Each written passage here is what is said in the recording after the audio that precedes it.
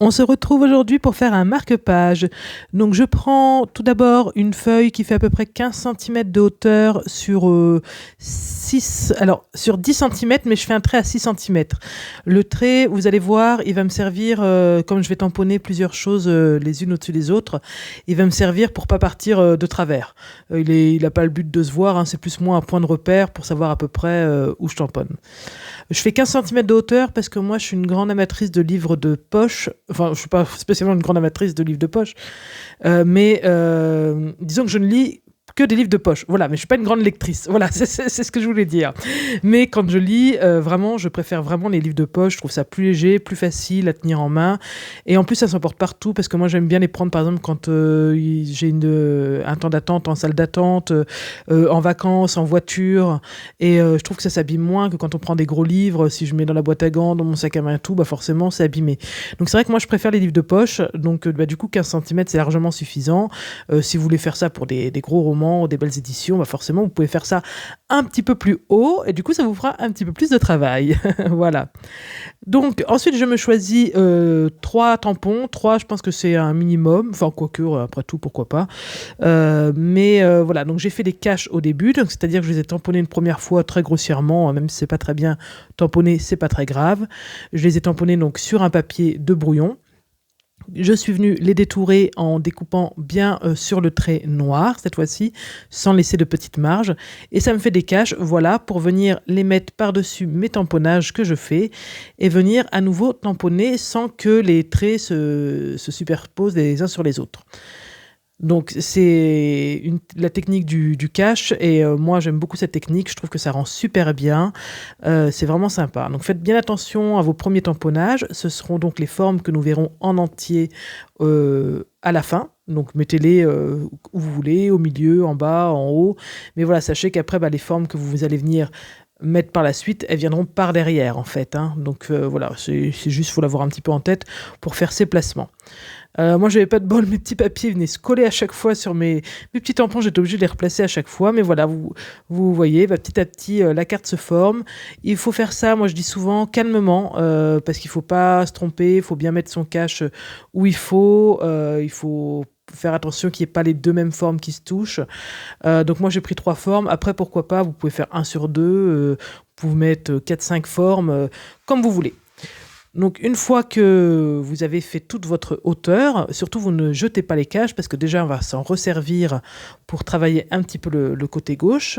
Et ensuite vous les gardez de toute manière de côté, vous les rangez avec votre planche à tampons parce que ça peut très bien servir une prochaine fois pour un autre projet. Hein, et vous allez voir que quand vous aurez un autre projet à faire avec des caches, vous serez très contente de les retrouver. Donc ensuite je viens peindre avec de l'aquarelle. Donc je ne fais pas des gros traits, des gros aplats de couleurs. Hein. Le but c'est justement qu'il n'y ait pas forcément le même niveau d'encre, le même niveau d'eau au niveau de la page. Hein, c'est ce qui va faire ces petits contrastes de couleurs, donc ce qui est joli. Donc c'est pour ça on vient déposer par petites touches. C'est de l'aquarelle, hein, ça se travaille comme ça. Hein, on ne vient pas tout badigeonner au rouleau à peinture, c'est pas le but. Je viens pas travailler du tout à droite parce que c'est une partie qu'on va enlever. Hein, vous allez voir après. Donc c'est pas la peine que je colorise à droite, ça va partir. Donc ensuite, toujours à l'aquarelle, je suis un petit peu obligée vu que j'ai commencé à l'aquarelle. Enfin, remarque, j'aurais pu le faire au feutre à alcool. C'est vrai que ça serait plus ressorti, mais là j'ai fait donc tout aquarelle. Donc là, je viens faire mes formes. Ce que je fais, c'est que je vais créer des petits ombrages assez légers. Alors à la caméra, ça se voit pas forcément, mais en fait, voilà, quand je peins, je viens toujours remettre de la même couleur. Par exemple, en bas à gauche, ça va du coup me créer un petit ombrage qui est plutôt sympa. Donc ce petit marque-page, voilà, ça faisait longtemps que j'en avais fait. Et je sais que ma fille, en ce moment, elle fait un truc, c'est plutôt sympa, c'est qu'elle fait un marque-page par livre qu'elle lit. Donc du coup, c'est toujours dans les couleurs de la couverture, c'est toujours un petit peu dans le thème. Voilà, si ça parle un peu de magie, ça va être un peu dans le thème un peu mystique. Et je trouve que c'est une super idée. Et comme ça, quand elle range ses livres, il y a le marque-page assorti dedans. Et je trouve que c'est une super idée. Alors par contre, c'est vrai que ça prend un peu de temps. Mais bon, après, quand on scrape, forcément, ça fait des idées de projets utiles. Mais je trouve l'idée super bonne. Alors c'est sûr, si vous lisez 2 livres par semaine, ça va vous faire beaucoup scraper. Hein. Donc là, je suis venue en fait sur l'espèce de mousse chantilly là, mettre un peu de Wink of Stella, c'est ce petit stylo un petit peu irisé. Alors c'est très léger, je sais qu'à la caméra ça se voit pas, mais c'est très très léger en fait. Ça, c'est irisé, hein, c'est pas pailleté, parce que pailleté pour moi les paillettes c'est plus épais, donc moi je dirais que c'est plutôt irisé, et c'est vraiment très très subtil. C'est quand vraiment on vient un petit peu faire pivoter un peu la carte à la lumière, là vous avez des tout petits reflets, donc c'est vraiment super sympa, et pour créer cette espèce de mousse chantilly, je trouvais que c'était tout à fait adapté. Donc vous voyez là à nouveau on se sert des caches, parce que là on va venir un petit peu tamponner un petit peu notre fond, sinon ça serait beaucoup trop lisse, ça ne m'irait pas. Bien sûr j'ai mis un petit coup de heat gun avant pour être sûr que mon aquarelle soit bien sèche, hein. Mais voilà, donc je viens faire des petits tamponnages, un petit peu de fond un peu partout, et donc voilà, bah, c'est pour ça que mes caches vont servir. J'ai une planche de tampon, là j'ai mis le sentiment Keep Calm and pause lecture, voilà c'est ça. C'est une planche de sentiment avec que des mots en rapport avec la lecture. Donc c'est vrai, bah, quand on crée des marque-pages, c'est tout indiqué. D'ailleurs je dirais que c'est tout indiqué que quand on crée des marque-pages, je m'en suis jamais servi pour autre chose. Mais voilà, donc c'est vrai que c'est plutôt sympa. C'est vraiment bien dans le thème, je l'avais eu sur AliExpress, hein. Voilà, après la grosse question, est-ce que je mate ou pas? À la base, je ne devais vraiment pas mater, je voulais pas mater, mais vraiment, ça se tenait pas bien. Même, enfin, le fait qu'on ait fait de l'aquarelle, ça a venu un petit peu abîmer le papier quand même. Donc non, j'ai préféré mater, et ça se tient bien mieux en main.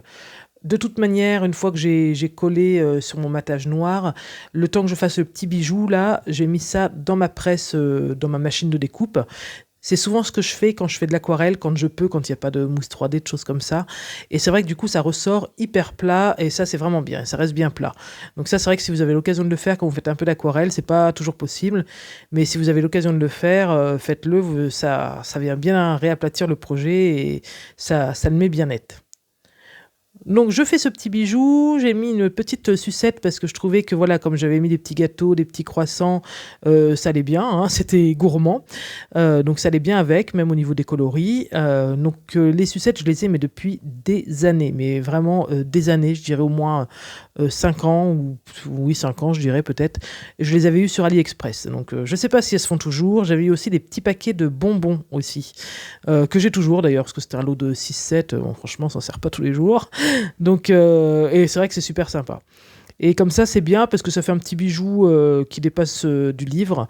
Et de toute manière, j'ai mis un petit crochet. Donc, si la personne veut l'enlever parce que ça lui plaît pas, ou pour mettre sur un porte-clés, tout ça, eh bien, elle peut, parce qu'il y a un petit fermoir. Voilà, la carte est finie. Enfin, le marque-page est fini. Je vous fais plein de bisous et je vous dis à vendredi prochain. Bye bye.